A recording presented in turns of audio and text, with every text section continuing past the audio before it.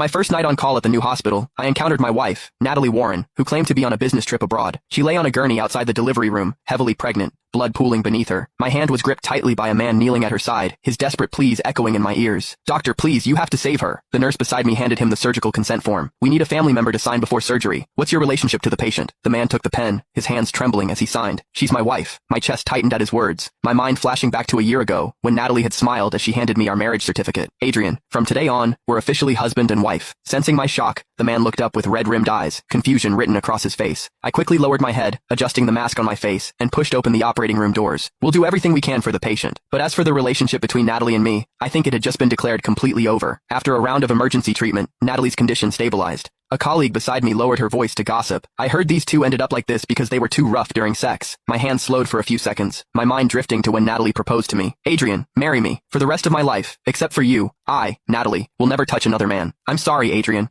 I accidentally got a gynecological condition. The doctor said we can't have sex. Just wait a bit longer." I believed her. I was now saving her soon-to-be-born child. So it wasn't about physical discomfort, it was simply because she didn't love me. The surgery ended smoothly. I held the newborn baby in my arms. When I opened the operating room door, the man waiting outside immediately stood and rushed over. "How's Natalie?" I looked at the man before me, recalling the name he'd signed on the consent form. Ethan Shaw. A complete stranger. Natalie had never mentioned him before. I handed him the baby and offered my congratulations. "Congratulations. The surgery went well. Mother and daughter are both safe." Ethan's tense expression visibly relaxed. He seemed about to say something more when Natalie's gurney was wheeled out from behind me. "Ethan." She lay on the bed, extremely weak. Ethan immediately brushed past me, rushing to her side. Natalie touched the baby with one hand and held Ethan's hand with the other. "Ethan, our baby looks so much like you. When she grows up, she'll be just as handsome as you." I clenched my fists. Elena Hayes had just finished surgery, and I'd just been transferred to this upper-level hospital. This wasn't the right time or place to tear away this facade. After regaining some strength, her gaze fell on me. "Thank you so much, doctor. May I ask your name?" Natalie didn't recognize me. I stared into her eyes, trying to find a trace of guilt. "My surname is Smith. Just call me Dr. Smith." Ethan quickly diverted her attention, and she didn't spare me another glance. As soon as I returned to the on-call room, my phone vibrated in my pocket. I slid to answer, and Natalie's voice came through. "Adrian, there's a sudden emergency at the company. I might not be able to come back for a while." My silence made Natalie misunderstand, thinking I was sulking, so she continued talking. "Be good. When I'm done here, I'll definitely make time for our honeymoon trip." Natalie, before she could finish, Ethan's call and the baby's crying sounded on the other end of the line. "Gotta go." Natalie hastily hung up the phone. I made a phone call. "Send me the marriage certificate from the study cabinet.